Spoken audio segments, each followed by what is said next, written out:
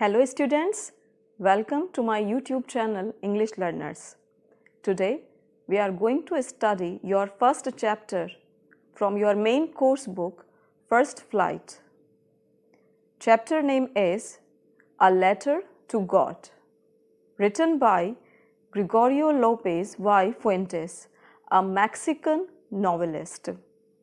As the title suggests, we are going to study about a farmer, the protagonist of the story, named Lencho, a simple, kind, hard-working farmer who is barely literate but rejoices in fulfilling all the responsibilities to his families. And he takes delight in working at his field. He has this unflinching faith in God. But unfortunately, his corn crop gets destroyed by the hailstorms. And this unwavering faith in God makes him write a letter to God seeking his help, just to provide him 100 pesos so that he can survive during this trying time. Now there is another character in the story, the postmaster, who is a kind, affectionate and amiable person who takes upon himself the responsibility of helping Lencho, and he tries every possible effort in his pursuit. Does he remain successful? Does Lencho become what he asks for? Let's find out. The house, the only one in the entire valley, sat on the crest of a low hill. Crest means top of the hill. In this current story, the protagonist and leading character of the story, Lencho, is a poor farmer who lives with his family in a house that is located at the top of a lower hill. From this height, one could see the river and the field of ripe corn dotted with flowers that always promised a good harvest. Now from such a height, anyone can have a wide panoramic view with the river flowing through the valley and a field with ripe corn, fully matured, ready for harvesting. Now the detailed description of the land indicates that this is the central focus of the story for the protagonist, that is Lencho. The field belongs to Lencho and he has profound confidence to get a good harvest that year and that would reap him good profits. Now as the field is full of yellow flowers blooming profusely, it is a sure sign of good harvest. Promised a good harvest means, yes, he is going to yield a very good harvest this year because his field was full with blooming flowers. That was a sure sign of a good harvest. The only thing the earth needed was a downpour and at least a shower. Now the only thing which is required to get his dream fulfilled, by nourishing his corn crop is rain. Who knew his field intimately? Intimately means closely.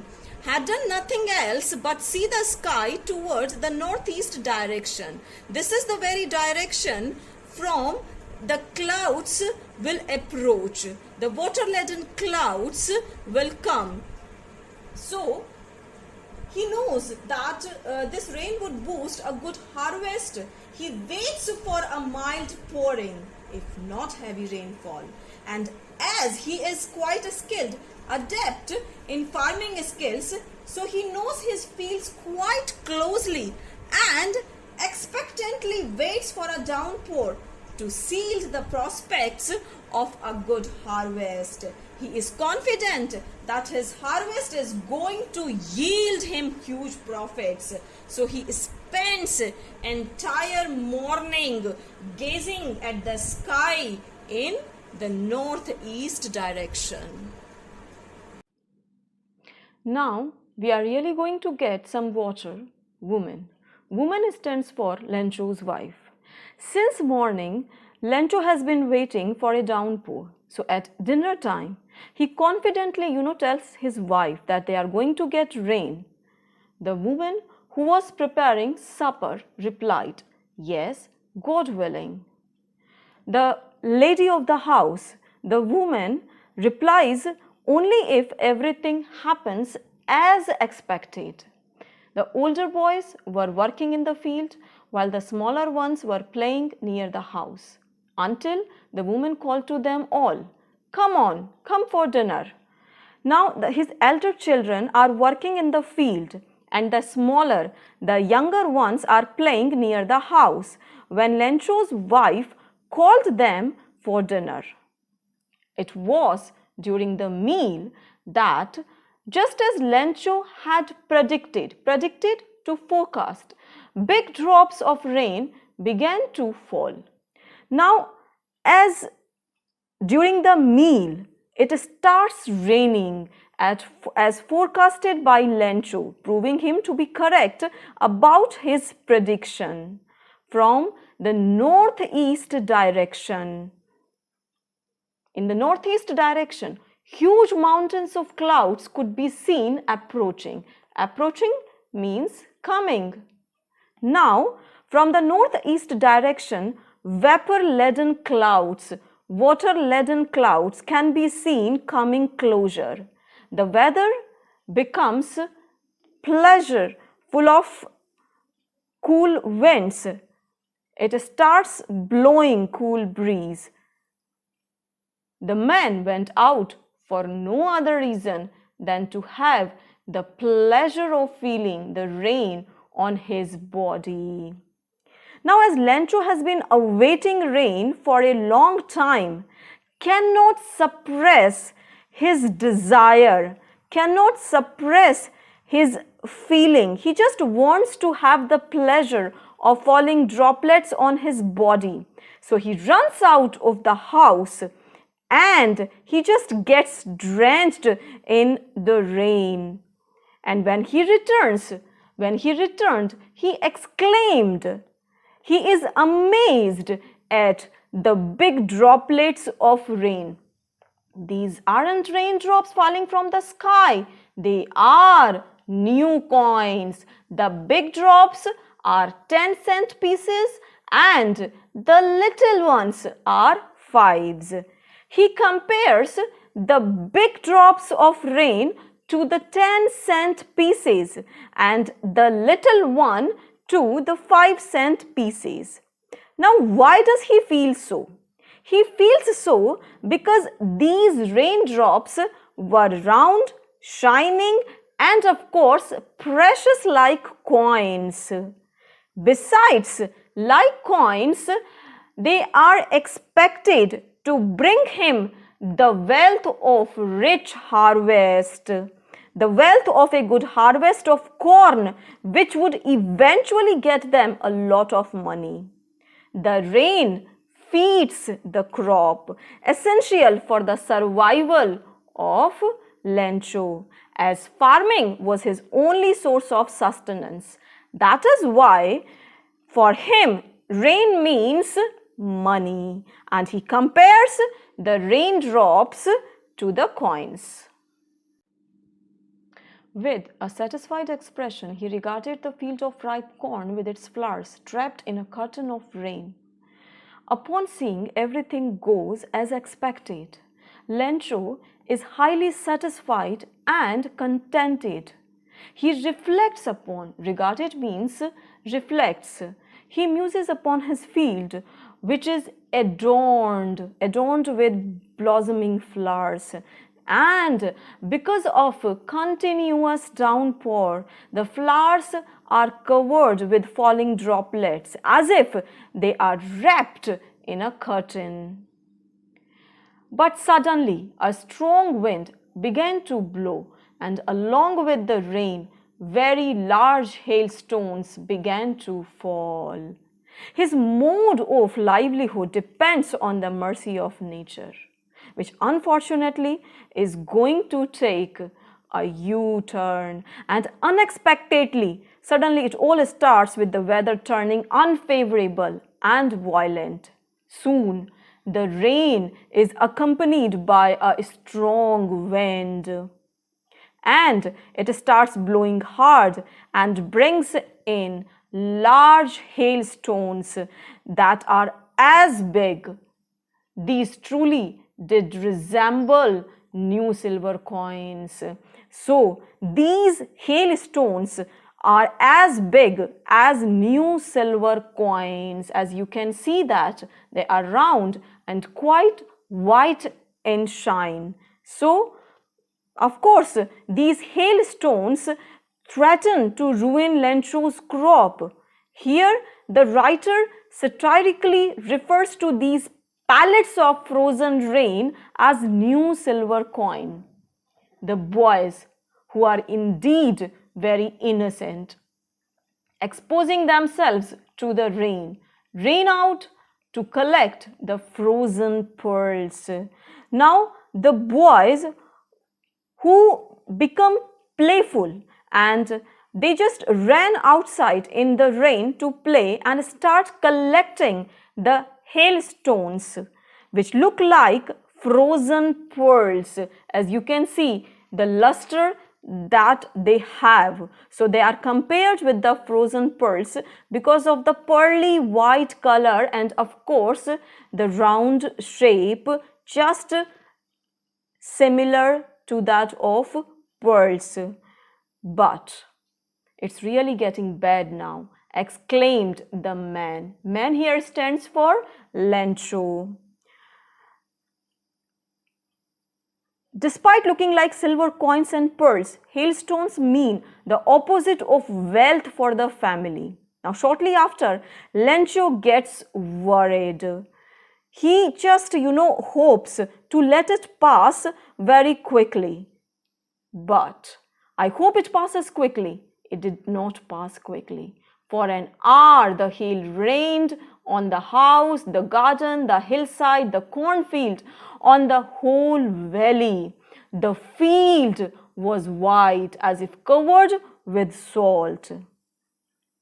On the contrary, just hailstones keep hitting the entire valley for an hour, running on the house, the garden, the hillside, the cornfield, and the valley.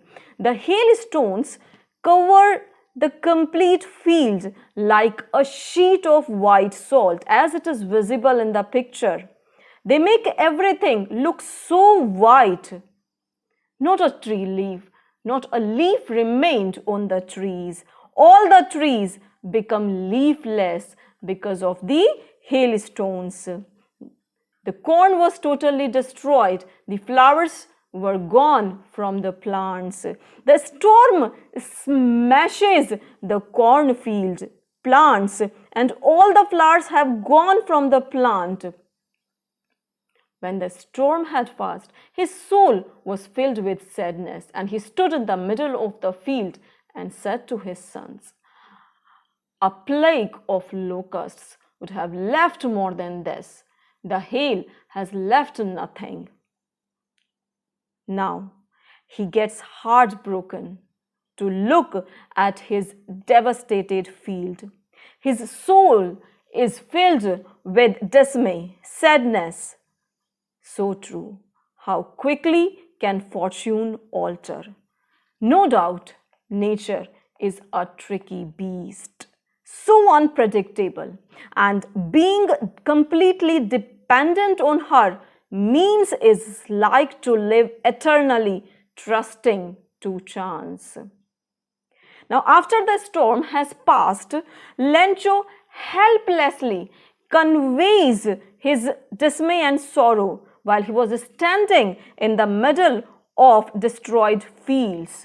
He just, told his son, just watching his withered, destroyed field, he comments in sorrowful, dejected manner that even a large group of locusts, now locusts, as in this picture you can see that it is an insect that attack in a large group and destroy miles of miles field together.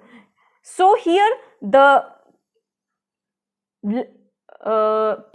protagonist, who is Lencho, compares the ruin done by the hailstone to that of by locusts.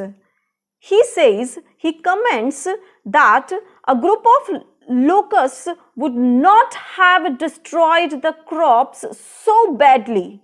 Even they would not have created as much havoc. The effect of these hailstones is worse than a swarm of locusts. They would have left more than this, but the hailstones left nothing. This year we will have no corn. Now, shocked at the total devastation done by the hailstone, he is afraid that in the absence of the harvest, the entire family, look at all our work for nothing. There is no help, there is no one who can help us. We'll all go hungry this year. They are afraid that whole family is going to get starved. The whole family is lamenting over the destruction done by nature. The damage poses a threat to even the family's survival because their entire livelihood is dependent on the year's produce. So the family felt like their complete work has gone in vain, as the complete crop has been destroyed. They feel helpless as nobody is there to help them out during this trying time. No corn has been left, so they fear that they might have to starve. But in the hearts of all who lived in that solitary means alone, house in the middle of the valley, there was a single hope: help from God. In that lonely house, in that solitary house, though everybody is heartbroken after the rain has been damaged, the whole crop got damaged, but still they have an unflinching faith in God. The only refuge of those who have no help from any other source, be it bank, be it government, or any other quarter, is God. God is his only hope, and he does not know. Don't be so upset. Even though this seems like a total loss, remember, no one dies of hunger. Now they keep their faith intact in the Almighty. It is quite visible that the whole family tries to console each other by saying that no one ever dies of hunger. They try to comfort even Lencho by asking not to get upset. That's what they say. No one dies of hunger. All through the night, Lencho thought only of this one hope: the help of God. Now, perhaps we can feel that his experience about human help has not been good. Now, this becomes lucid from the fact that even his family talks of hopes only from God. Quite likely, Lencho has distrust for human beings with regard of money matters. All through the night, he just remains troubled, but his steadfast faith in the help of God gives him assurance that God is omnipotent. He will surely help him to sail through the difficult time. Whose eyes, as he had been instructed, see everything, even what is deep in one's conscience. He hangs on to his only hope, as he has been informed that God is omnipresent. He is everywhere, and even he is capable of seeing everywhere. He can easily perceive what is hidden in one's heart. Nothing escapes in his notice. Lencho was an ox of a man. He is a hard-working farmer, working like an animal in the fields, but still he knew how to write. As per his belief, he thinks that God has surely seen the labor that he and his family put in the corn crop. Now the writer has called Lencho an ox of a man. It means he is an honest, hard-working and self-respecting man. But still, unlike other farmers, he knows how to read and write. So, he is literate, he is barely literate. So, having full faith in him, the following Sunday at daybreak, during morning time, he began to write a letter which he himself would carry to town and place in the mail. It was nothing less than a letter to God. So, having full faith in God, he decides to write a letter to seek God's help. So, the next Sunday, he just writes a letter in which he demands the amount, and just to make sure that it reaches its destination, he himself carries that letter to the post office. God, he wrote, if you don't help me, my family and I will go hungry this year. I need 100 pesos in order to sow my field again and to live until the crop comes. Because the hailstorm, yes, God for him is omniscient, all-powerful being who never fails to respond his devotees in trouble. It does not seem a bit foolish or unusual for him to ask God for help when he himself is in distress, as the mean he adopts to seek the Almighty help is through writing a letter to God. It does not strike Lencho in any way odd, simply because, being a simple farmer, he has no idea how exactly he can approach to God.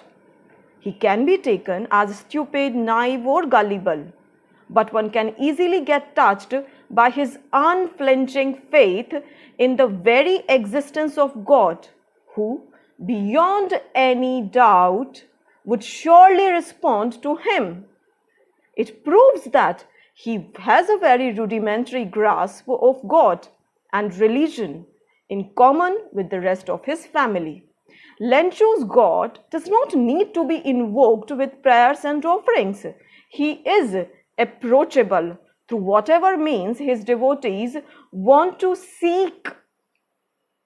For him, God is not an abstract idea like the rest of so-called educated people believe.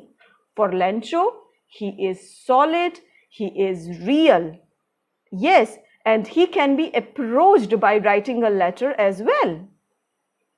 He wrote to God on the envelope, put the letter inside, and still troubled, went to town. At the post office, he placed a stamp on the letter and dropped it into the mailbox. Now, could a merciful God turn a blind eye to his faithful follower who has done no wrong, who has toiled sincerely and asked for nothing other than the result of his hard work? And moreover, his honest pride and self-respect can be asserted by the fact that he asks only for 100 pesos, only the amount he needs to survive, though he can have asked for $1 billion, gold and diamond. But he didn't. He writes only God on the envelope, put the letter inside it, and to make sure that it reaches God, he himself goes to the post office and affixes a stamp on the letter and drops it into the mailbox. One of the employees who was a postman and also helped at the post office went to his boss laughing heartily and showed him the letter to God. Never in his career as a postman had he known that address. The postmaster, a postman who is an employee of the post office, notices that Lencho has dropped a letter. So he just fetches the letter. But as soon as he notices the envelope, which is addressed to God, he cannot help laughing and shows this letter to the postmaster. The postman reacts, of course, as the most people might. He may have praised Lencho's faith, but must have been amused at the very idea of writing a letter to God. And the next, expecting God to write back, maybe using some heaven's stamps. We, so-called sophisticated, educated people, often offer prayers, but we would never do something like to write a letter, try to call God. Is it because somewhere deep down inside, we very well know that there is no one to respond? Lencho, maybe barely literate, but his much stronger faith in which he never doubts whether God will respond to his cries. Look at the postmaster immediately turned serious and tapping the letter on his desk commented, "What faith! I wish I had the faith of the man who wrote this letter, starting up a correspondence with God." The postman wonders that he has never seen in his career the letter addressed to God. But soon the postmaster gets serious and admires his unwavering, unflinching faith in God. And he becomes rather fascinated and marveled at the sensitivity of the idea to start a correspondence with God and wishes to have the similar faith. So, in order not to shake the writer's faith in God, the postmaster came up with an idea. Answer the letter.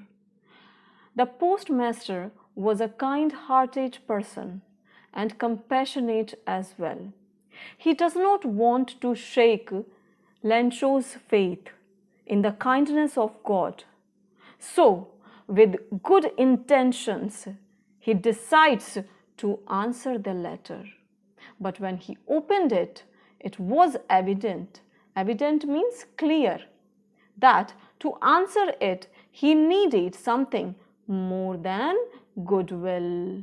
Now, with the resolution of replying the letter, the postmaster opens it and read it. But after reading Lencho's letter, the good-hearted postmaster realizes that to answer this letter, he needs more than pen, paper, and ink, and also his goodwill.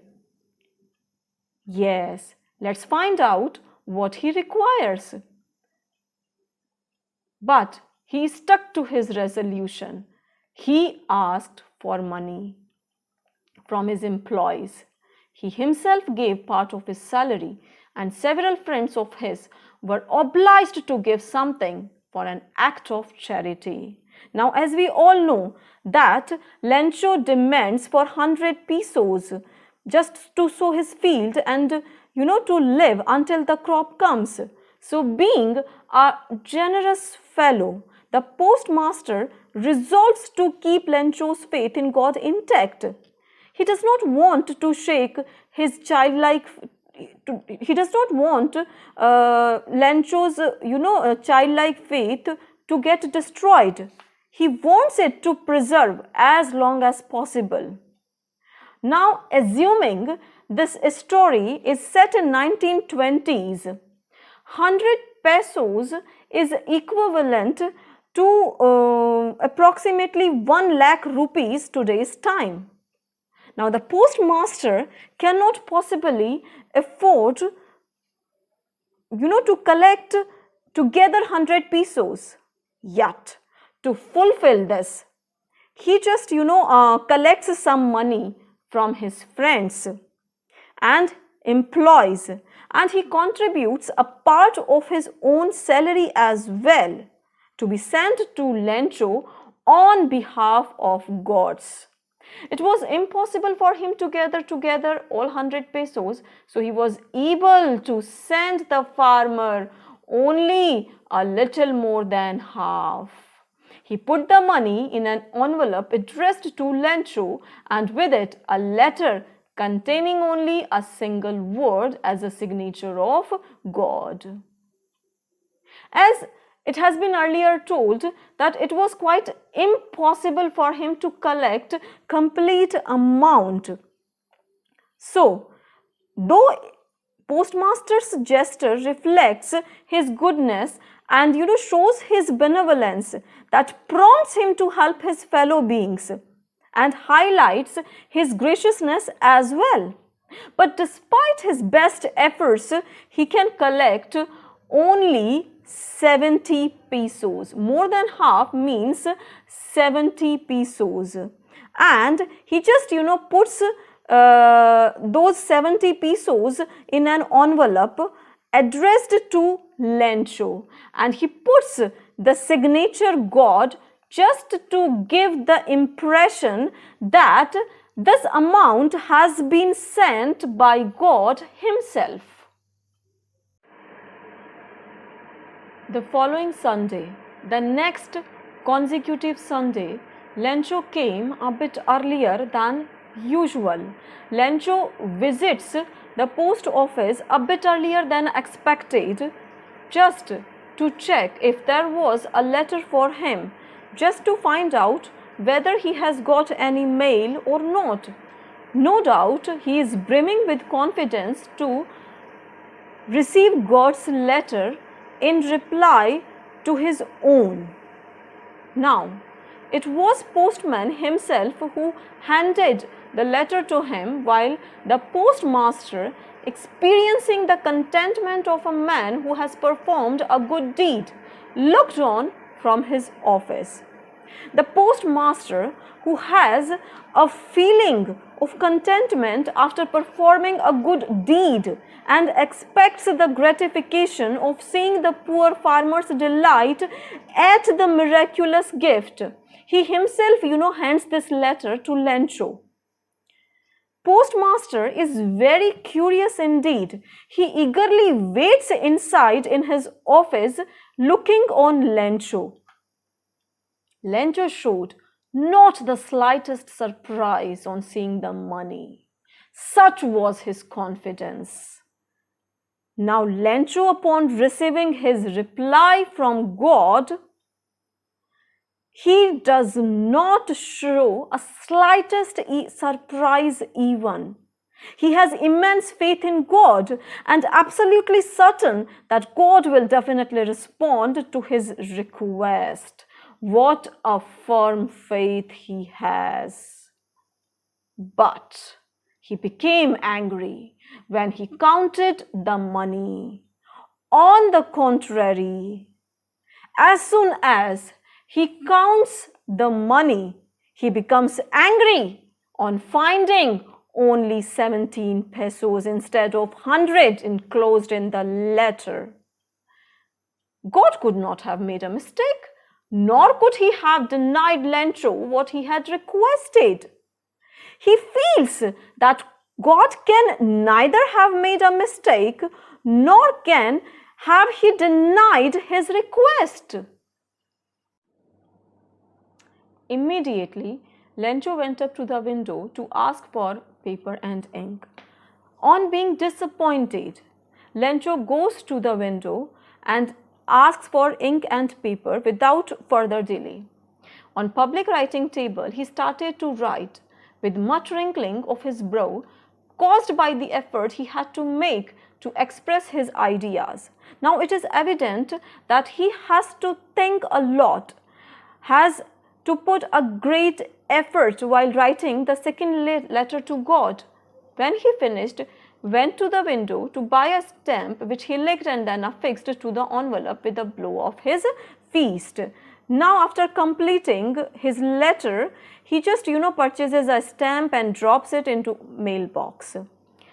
The moment the letter fell into the mailbox, the postmaster went to open it.